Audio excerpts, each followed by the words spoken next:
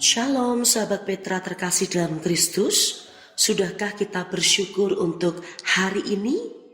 Pada embun pagi hari ini, Selasa 18 November 2025, kita bersama membuka hari dengan sapaan Sabda Tuhan. Bersama saya, Pendeta Nugraheni Siwi Rumanti dari GKJ Ambarukmo. Tema renungan hari ini adalah bermanfaat. Berdasarkan bacaan dari 1 Korintus 10 ayat 23 sampai pasal 11 ayat 1. Mari kita siapkan hati dengan merendahkan diri di hadapan Tuhan.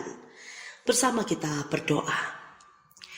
Bapa kami yang di surga, kami mengucap syukur untuk hari baru pemberian-Mu. Semalam telah berlalu, Engkau telah memberikan kami tidur yang nyenyak, mimpi yang indah. Dan saat ini kami boleh menghirup sejuknya udara pagi ini. Itu semua karena karunia-Mu Tuhan. Maka saat ini kami ingin mengawali hari ini dengan terlebih dahulu merenungkan sabda-Mu. Karena Engkaulah Yesus Kristus, Sang Sabda yang hidup. Dan biarlah itu semakin menguatkan iman kami. Kiranya Roh-Mu yang kudus menaungi kami, sehingga kami mengerti kehendak-Mu dalam hidup kami. Bersabdalah ya Tuhan, karena kami siap mendengarkan. Amin. Mari kita membaca Alkitab kita dari 1 Korintus 10 ayat 23 sampai pasal 11 ayat 1. 1 Korintus 10 ayat 23 sampai pasal 11 ayat 1. Segala sesuatu diperbolehkan, benar, tetapi bukan segala sesuatu berguna. Segala sesuatu diperbolehkan, benar, tetapi bukan segala sesuatu membangun. Jangan seorang pun yang mencari keuntungannya sendiri, tetapi hendaklah tiap-tiap orang mencari keuntungan orang lain. Kamu boleh makan segala sesuatu yang dijual di pasar daging tanpa mengadakan pemeriksaan karena keberatan-keberatan hati nurani. Karena bumi serta segala isinya adalah milik Tuhan. Kalau kamu diundang makan oleh seorang yang tidak percaya dan undangan itu kamu terima, makanlah apa saja yang dihidangkan kepadamu tanpa mengadakan pemeriksaan karena keberatan-keberatan hati nurani. Tetapi kalau seorang berkata kepadamu, itu persembahan berhala, janganlah engkau memakannya. Oleh karena dia yang mengatakan hal itu kepadamu dan karena keberatan-keberatan hati nurani. Yang aku maksudkan dengan keberatan-keberatan bukanlah keberatan-keberatan hati nuranimu sendiri, tetapi keberatan-keberatan hati nurani orang lain itu.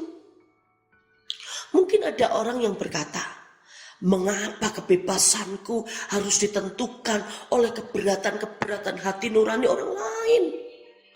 Kalau aku mengucap syukur atas apa yang aku turut memakannya, mengapa orang berkata jahat tentang aku karena makanan yang atasnya aku mengucap syukur?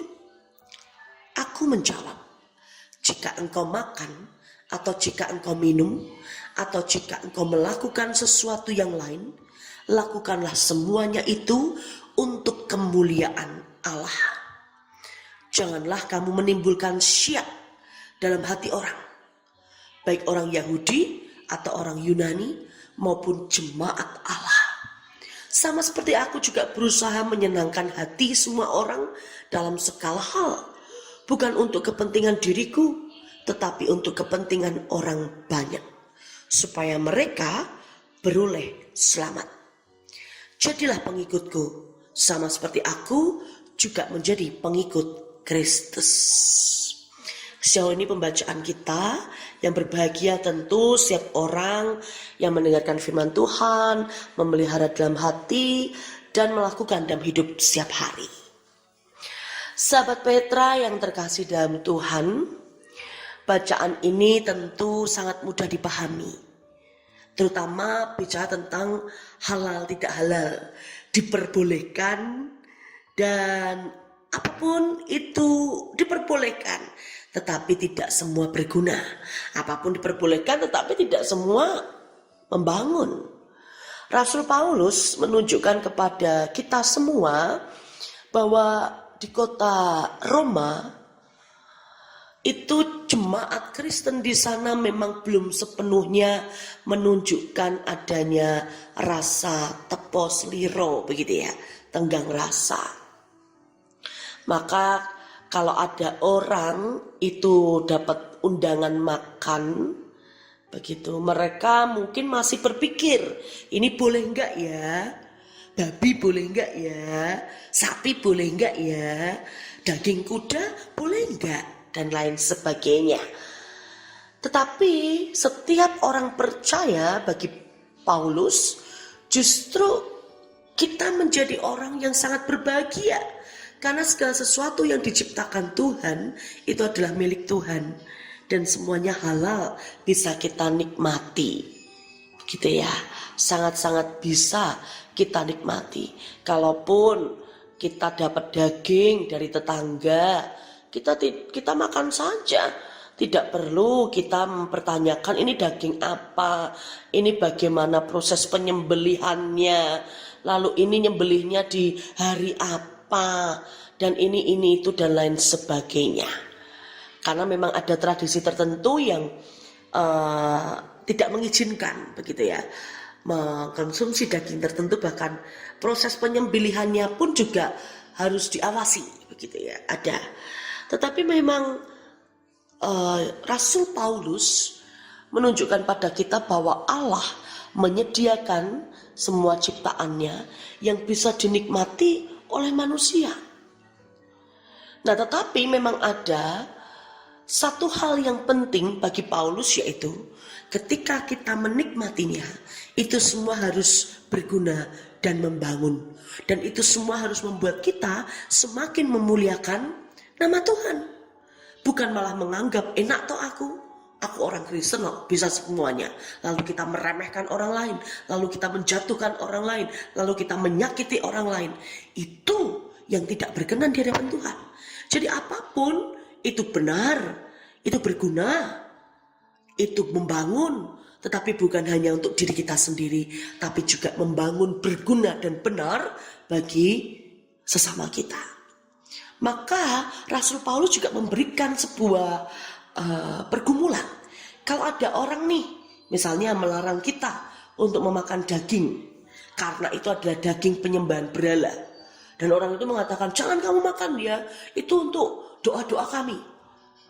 Nah, meskipun dalam tradisi kita, dalam kekristenan, tiap orang percaya boleh memakannya, tetapi kenapa Rasul Paulus justru juga membuat kita supaya tidak memakan daging itu dan melarang kita? Karena kita sedang dalam rangka menghargainya. Kita sedang dalam rangka tepos seliro, supaya apa yang menjadi keyakinan orang itu, hati nuraninya, begitu ya, dia tidak merasa bersalah dan kita pun juga tidak merasa bersalah. Jadi ketika kita lihat, Rasul Paulus pun juga tetap menghargai relasi. Perbedaan di antara kita itu bukan untuk saling menyakiti, menjatuhkan, tetapi perbedaan di antara kita haruslah untuk saling dihargai, bahkan dirayakan. Kita berbeda, tetapi kita punya satu cara untuk tetap hidup bersama di dalam kasih. Maka pengendalian diri untuk tidak memakan daging, terlebih yang menjadi kebutuhan bagi orang lain, begitu ya, ya enggak apa-apa. Misalnya, kok kamu makan babi sih, gitu kan. Karena beberapa waktu yang lalu di Yogyakarta, kalau kita masih ingat ada kabar di daerah Bantul kalau tidak salah ya, ada penjual bakso babi gitu ya. Sudah lama sekali dan masyarakat di sekitar itu bahkan sudah tahu. Mereka yang beragama selain Kristen pun mereka sudah tahu bahwa itu daging babi. Tetapi masalahnya di warung itu tidak dituliskan bahwa ini warung babi, sehingga banyak yang beragama non-Kristen itu akhirnya datang ke situ dan itu memang membuat resah, hati nurani berkecamuk gitu ya, dan juga keyakinan mereka merasa ini nggak benar nih. Maka mereka justru yang berinisiatif untuk membuatkan seperti spanduk begitu ya, untuk bisa dipasang di atas penjual bakso babi ini. Memang pro kontra, tetapi di satu sisi ini baik. Ini adalah wujud dari tepo seliro, dari menghargai, dari toleransi. Karena kita juga dalam rangka untuk menghargai mereka yang memang tidak diizinkan untuk memakan daging babi. Maka kalau kita pengen menghargai mereka, ya sudah, kita tulis, kita jujur apa adanya. Kalau kita pengen makan, ya kita makan saja. Tidak perlu menawari mereka, apalagi makan di depan mereka. Maka sahabat Petra kekasih Tuhan, bersyukurlah kita hidup di dunia, bahkan di bumi Indonesia dan secara khusus di Yogyakarta ini dengan berbagai toleransi yang ada. Kita ditolong, kita diberkati, maka kita juga harus menolong dan menjadi berkat untuk banyak orang.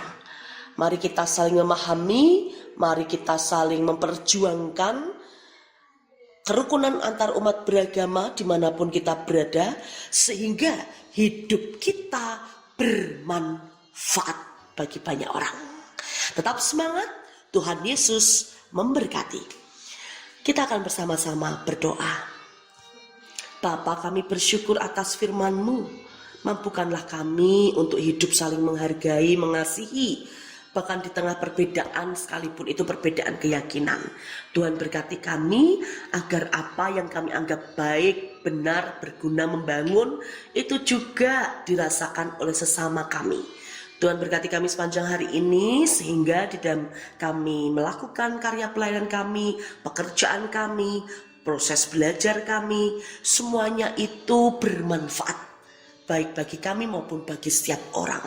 Tuhan, kami serahkan sepanjang hari ini hanya ke dalam tangan pengasihan Tuhan Yesus Kristus. Terima kasih ya Tuhan. Amin.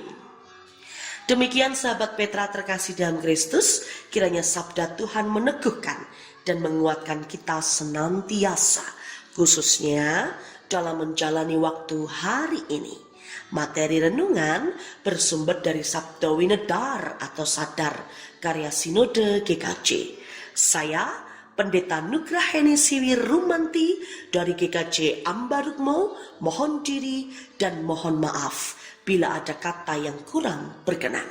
Sahabat Petra, selamat mengisi waktu hari ini sebagai saluran berkat Tuhan yang bermanfaat. Tuhan Yesus memberkati.